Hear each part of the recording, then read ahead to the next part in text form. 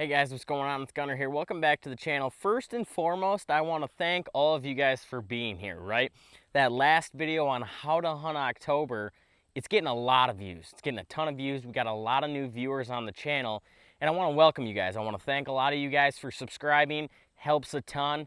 At the same time, liking the video and sharing the video, that helps me a ton as well, grow this channel, to be able to share more with you guys, do more on the property, show you guys all the different stuff that we're implementing right here on my home farm here in Southwest Wisconsin, and at the same time walk you through all the steps that it's going to take to implement all this stuff and make it come to fruition, and then eventually produce the success we're looking for when it comes to the fall and hunting mature deer. So I want to jump right into talking about a little bit of wind and how to hunt the wind, what I've learned over the years, and kind of how I go about it, right? And so basically the way I'm going to explain this is I'm going to kind of go into story time, right?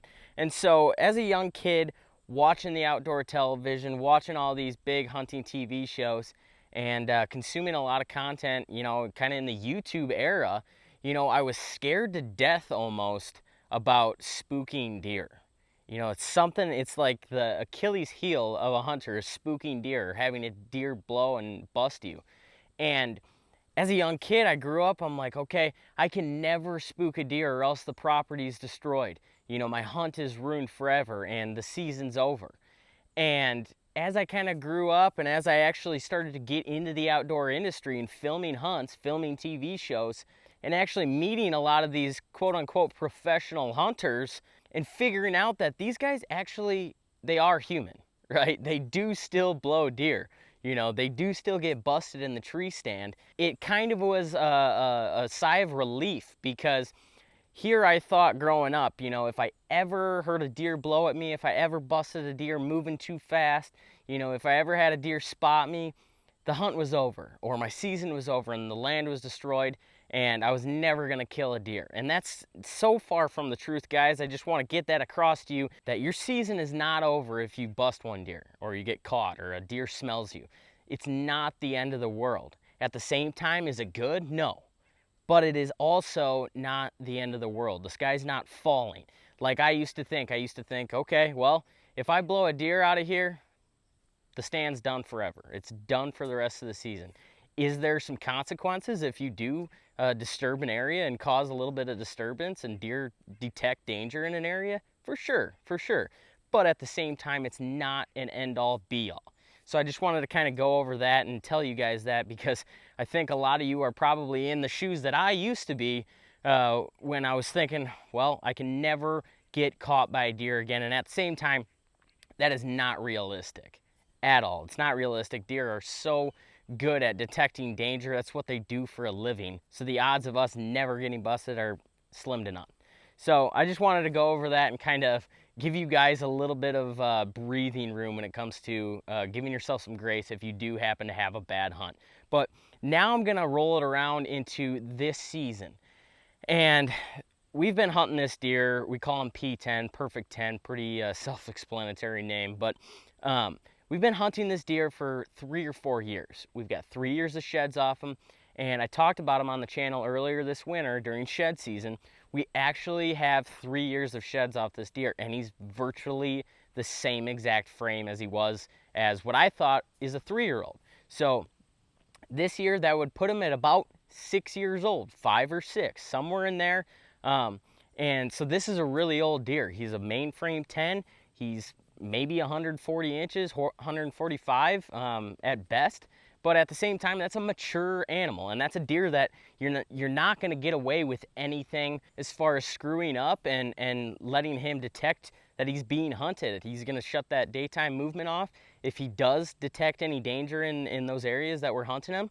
So we have to be extremely careful. So we've been watching this deer, and he's been pretty close to daylight, but at the same time, he's been just after dark. So it didn't necessarily make a whole lot of sense to go in on him and make a play and go hunt this deer. But we had a couple weather fronts, you know, that I talked about in a couple previous videos, a couple 15 to 20 degree drops in the high. So I decided to go in after him a couple times. Now, I never got eyes on him, but during that time, I was communicating with a neighbor, a good buddy of mine, and we actually figured out where he was at during that time, and he was actually on the property that he hunts. So we were sending pictures back and forth, and he was just on the outside of daylight over on his piece as well. So we were kind of trying to put together a game plan of, okay, how do we kill this deer? You know, at the same time, I don't care who kills the deer, right? You know, would I like to kill him? Heck yeah, you know. But if Sam kills him, or somebody in his party, or somebody in my party ends up putting a tag around P10, that's a win in my book. We've been sending pictures back and forth, and he was doing a little hunting on him with some east and some southeast winds, and that deer generally gravitates back to my parcel on north or westerly winds. So we kind of had the wind shift come in, and once you know, he shows back up. So we had the change in the winds. You know, we got a northwest, a stiff northwest on a big cold front evening, a 15 to 20 degree drop. It was pretty heavy, and we had good northwest winds, pretty heavy, like I said. And I saw a ton of deer, and I actually ended up getting busted by a deer that I don't know what it was. He was out in the food plot, wind swirled a bit, right? As we were getting kind of towards that prime time, the wind started to lay down, and I heard a deer snort once and just took off. And now I had a couple other deer right in front of me, 15, 20 yards, and they didn't necessarily know what was going on. They didn't smell me or anything, but a deer in the food plot, you know, right at that prime time buck movement hours, you know, right at dusk there, I had a deer blow. So I just kind of had that gut feeling that it might have been P10 and it might have been a big one. Do I know for sure? No. But at the same time, got dark, packed up all my stuff, got out of there. About 30 minutes after I left, P10 strolled through and walked right by the camera that I walked out. That kind of confirmed it in my mind that, yeah, that might have been P10 in that food plot, and he might have been coming back to investigate, okay, what was going on here, right?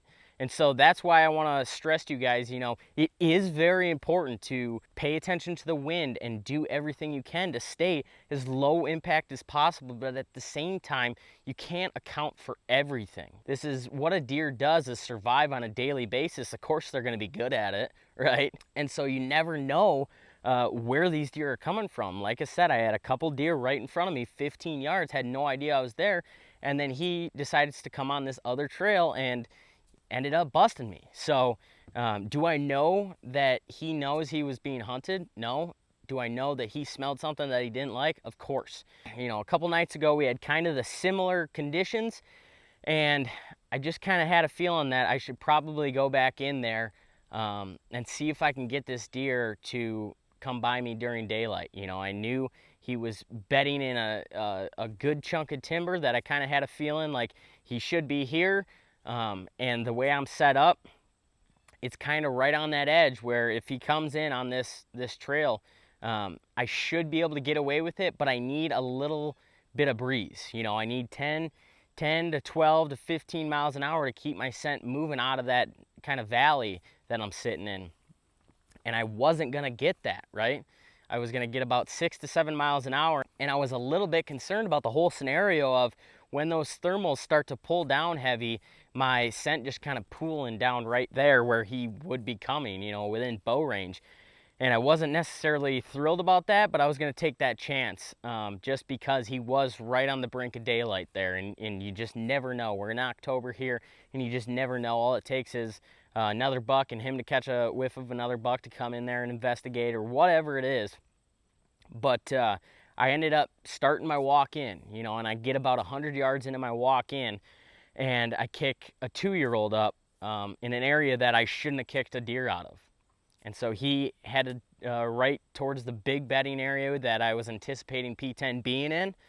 And I kind of stopped for a second. And I'm like, okay, I got to figure out to myself what I'm going to do here. You know, am I going to keep pushing in?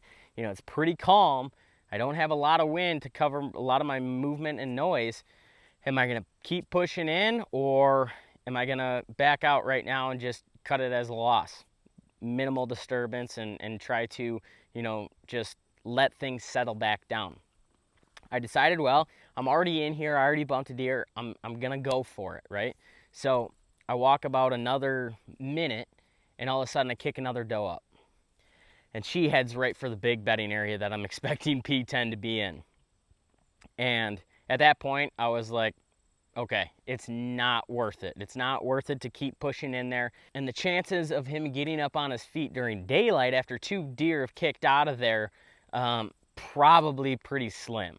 So I just kind of weighed the odds in my head, and I decided to pull out and let that property rest for the night and hope that I didn't do too much disturbance when it comes to his movement patterns right now. And so I was just kind of watching the cameras all night, watching the cameras. A ton of deer pouring into that food plot, into that pond, into that area in general.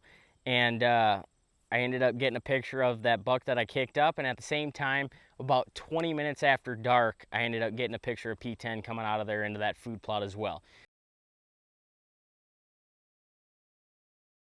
So I was kind of happy with my decision to pull out of there and not make a huge disturbance in that area, because he is still there and he is still comfortable coming right at those gray light hours or just after dark. So I do still have a chance to get in there and get on a food source movement, bedding to food source movement with him, and get an arrow in him.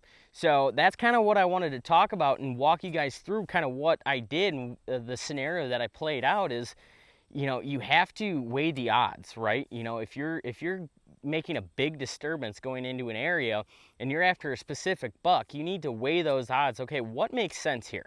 You know, did I blow a couple deer going in? Did they go right where you think he's going to be at? You know, weigh all these odds and figure out, okay, does this make sense in the long run to eventually get an arrow in this deer? Or am I going to just alert him more that he is in fact being hunted, and it's going to drive him a little bit more nocturnal than he maybe already is? So that was kind of the whole scenario I wanted to walk you guys through. It's not the end of the world blowing deer or getting busted, but at the same time, you can't do it over and over again to the point where these deer are now educated that they are being hunted. You know, if it happens once every week or two, you're fine. But if it happens 2 days in a row, 3 days in a row, 4 days in a row, or 2 or 3 days in a 7-day period, you know, that's gonna really hinder the movement in those areas. So be cautious and be strategic when you're applying your pressure. Put a little bit of pressure on it, but you don't wanna put too much pressure on it to make it pop, right? You know, you can get away with only so much before that movement and those deer are now educated that they are in fact being hunted. So be smart about that, especially in October. This is the best month of the year to hunt whitetails in the Midwest, by far, in my opinion, right? But be smart about hunting the wind. Be strategic when you're applying your pressure. You know, don't go too heavy too soon, and don't go too light too late, because you may have already missed your opportunity. So be strategic, plan these things out, weigh the odds on, okay, what makes sense. You know, it's kind of like the whole weather scenario that I talk about is like, am I going to go and apply pressure on a Tuesday when it's been 75 degrees for the last 3 days, including Tuesday? Or am I going to wait until Wednesday when it's going to be a high of 62? It's a big cold front. You know, you have to weigh those potential risks versus rewards and be strategic about when you're applying that pressure and the odds that go along with it to have success this fall. So at the end of the day, it's not the end of the world if you do happen to blow a few deer here, but at the same time, don't do it too consistently to turn on those deer that they are in fact being hunted, because that's going to drastically reduce your success in the fall hunting mature whitetails.